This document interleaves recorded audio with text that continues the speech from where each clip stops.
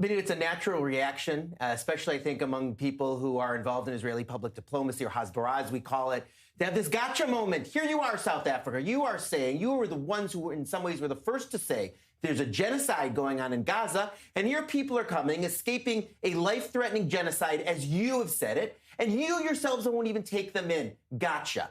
I think it's a mistake, Benita. I think that the strategy towards South Africa should not be that, because that then returns the focus, as we've heard from the South African argument, on Israel and Israel's actions. The focus, and the only focus, I think, from Israel's perspective, should be on South Africa. South Africa's relations with Iran, South Africa's relations with Hamas. For that matter, South Africa's overall orientation, which, of course, has become an issue in Washington, as we just heard.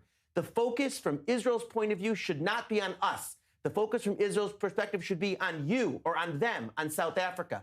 So I think the natural instinct, which is a natural instinct, to go at this issue and to talk about South Africa's hypocrisy, such as it were, I think it's a strategic mistake, or at least a tactical mistake in terms of our public diplomacy. I think there are better lines of argument that we have against South Africa, because, Benita, why is South Africa important internationally? South Africa is important internationally because of its brand, because of the halo effect of post-apartheid South Africa. And everyone on this planet just about is happy and thrilled that apartheid is over and the horrific regime of systemic discrimination against South Africans is over. But it does not give license for the South African government to be acting abroad as the way it's acting. Of course, there are issues in domestic politics, but leave those to South Africans.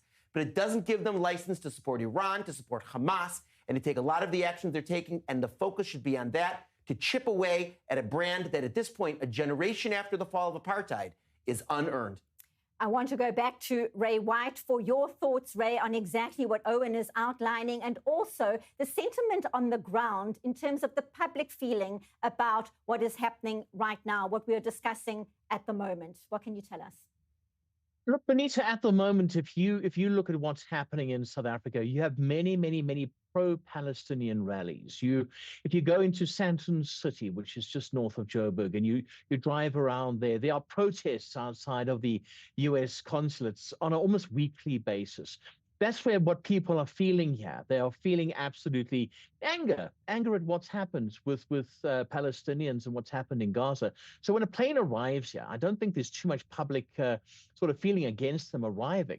The biggest thing is, and I think Owen's quite right in what he says, it's very perplexing, because you would think that they would sort of open up their arms and say, come and stay here. But on the other hand, like I said, the South African government is saying, why are you giving us Gazans? Because they should be staying in Gaza. And that's the whole thing. So I did catch this government totally unawares. No, it's right. There was a bit of a gotcha moment there. There certainly was. But they don't want more planes to come here. And they're saying, you guys have got to sort out your problems there. But I don't think they would turn away any more Gazans coming here. I think this time around, they know what's coming.